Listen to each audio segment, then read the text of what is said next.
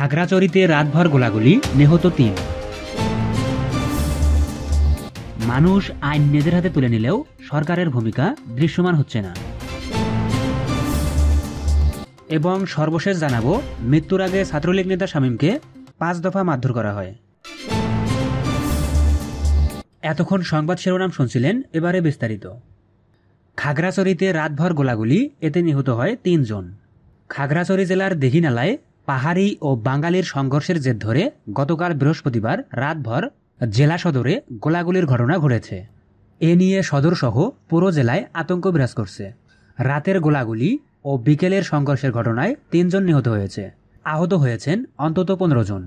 নিহত ব্যক্তিরা হলেন জুনান চাকমা, ধনঞ্জয় চাকমা ও রুবেল চাকমা।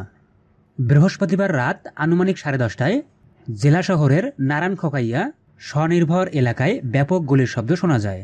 আতঙ্ক ছড়িয়ে পড়ে। গভীর রাত পর্যন্ত গুলির শব্দ পাওয়া যায়। এর মধ্যে ধনঞ্জয় চাকমা দীঘিনালায় বৃহস্পতিবার সন্ধ্যায় সংঘর্ষে মারা যায়। অপর দুজনকে আহত অবস্থায় রাতে খাগড়াছড়ি সদর থেকে হাসপাতালে আনা হয়।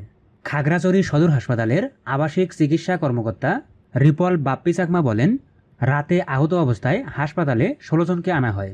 তার বেশিরভাগই সদর উপজেলা থেকে রাতে এসেছেন। এর মধ্যে 3 জন মারা যান। নিহত ব্যক্তিদের মৃত্যুর কারণ ময়নাতদন্ত শেষে বলা যাবে। বর্তমানে হাসপাতালে আরও 9 জন চিকিৎসাধীন। রিপল বাপ্পি চাকমা আরও জানান, রাতেই 4 জনকে উন্নত চিকিৎসার জন্য চট্টগ্রাম মেডিকেল কলেজ হাসপাতালে পাঠানো হয়েছে। এর মধ্যে 1 জন বাঙালি রয়েছেন। আহত বাকি 9 পাহাড়িকে খাগড়াছড়ি সদর হাসপাতালে চিকিৎসা দেওয়া সম্ভব বলে তিনি জানান।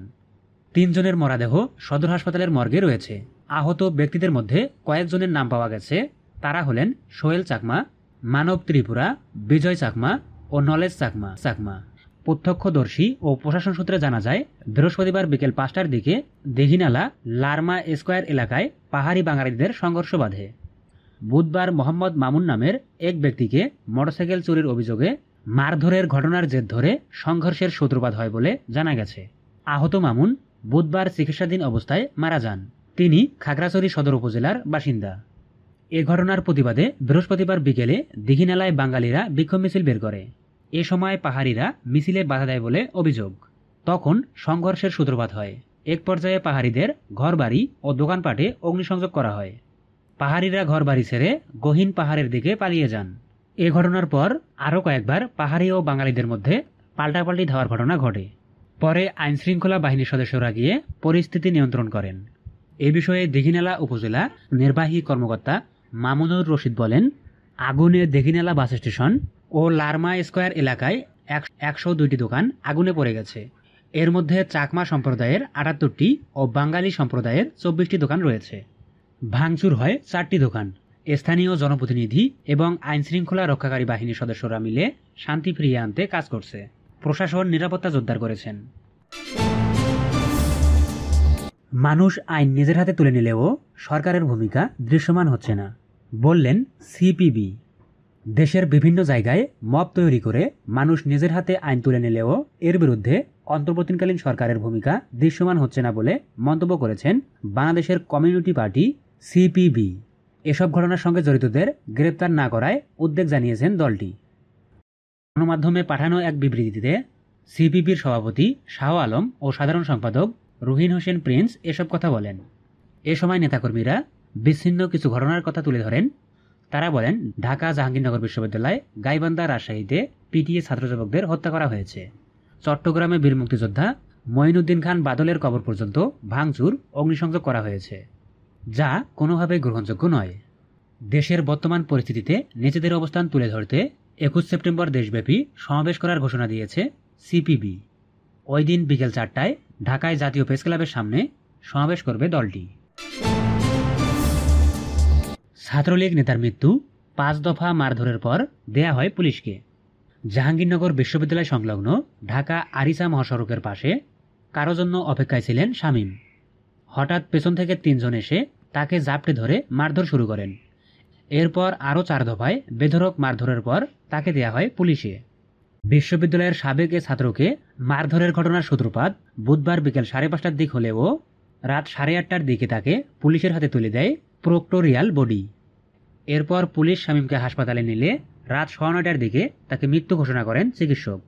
জাহাঙ্গীরনগর বিশ্ববিদ্যালয়ের ছাত্রলীগের সাবেক সাংগঠনিক সম্পাদক শামীম আহমেদ উর্ফে মোল্লা শামীম বিশ্ববিদ্যালয় সংলগ্ন এলাকাতেই থাকতেন। কোটা সংস্কার আন্দোলনের মধ্যে গত 15 জুলাই জাহাঙ্গীরনগর বিশ্ববিদ্যালয়ের আন্দোলনকারী শিক্ষার্থীদের উপর হামলায় নেতৃত্ব দেওয়ার অভিযোগে তাকে পেটানো হয়। তার বিরুদ্ধে জমি দখলে সহায়তা ও মাদক ব্যবসার অভিযোগে একাধিক মামলা রয়েছে। শামীমের মৃত্যুর পর রাতেই বিশ্ববিদ্যালয় ক্যাম্পাসে বিক্ষোভ করেন শিক্ষার্থীরা। বিচার বহির্ভূত হত্যার প্রতিবাদ জানিয়ে এ ঘটনার বিচার দাবি করেন তারা। ঘটনার বর্ণনায় দুই শিক্ষার্থী বলেন, বুধবার বিকেল 5:30টার দিকে বিশ্ববিদ্যালয়ের প্রান্তিক গেটে মহাসড়কের পাশে এক স্বজনের অপেক্ষায় দাঁড়িয়েছিলেন শামীম। তাকে দেখতে পেয়ে 3 শিক্ষার্থী ধরতে যান। একজন তাকে পেছন থেকে জাপটে ধরে ফেলেন। সেখানে এক দফা তাকে মারধর করা হয়। এরপর প্রান্তিক গেটের ভেতরে সেখানে নিয়ে শামীমকে আরেক দফা মারধর করা হয়। এরপর তাকে জয় বাংলা গেটে নিয়ে আরেকবার মারধর করে বিশ্ববিদ্যালয় নিরাপত্তা কর্মীদের কাছে তুলে দেওয়া হয়। তারা শামীমকে প্রক্টর অফিসের পাশে একটি কক্ষে রাখেন। সেখানেও তাকে আরও 2 দফা মারধর করা হয়। 2 শিক্ষার্থীর ভাষ্য, খবর শুনে পুলিশ আগেই এসেছিল, তবে প্রক্টর অফিসের ওই কক্ষে তাদের ঢুকতে দেওয়া হয়নি। রাত 8:30টার দিকে শামীমকে পুলিশে হস্তান্তর করা হলে তাকে হাঁটিয়ে নিয়ে গাড়িতে তোলে পুলিশ। জাহাঙ্গীরনগর বিশ্ববিদ্যালয়ের প্রক্টর AKM রশিদুল আলম বলেছেন, শামীম হেঁটে হেঁটে পুলিশের গাড়িতে ওঠেন, কিন্তু এরপর তার মৃত্যুর বিষয়টি অস্বাভাবিক হিসেবে দেখছেন প্রক্টর। তবে পুলিশ বলছে তাকে উদ্ধারের পরপরই তারা হাসপাতালে পাঠানোর ব্যবস্থা করেন, কিন্তু চিকিৎসক শামীমকে মৃত্যু ঘোষণা করেন।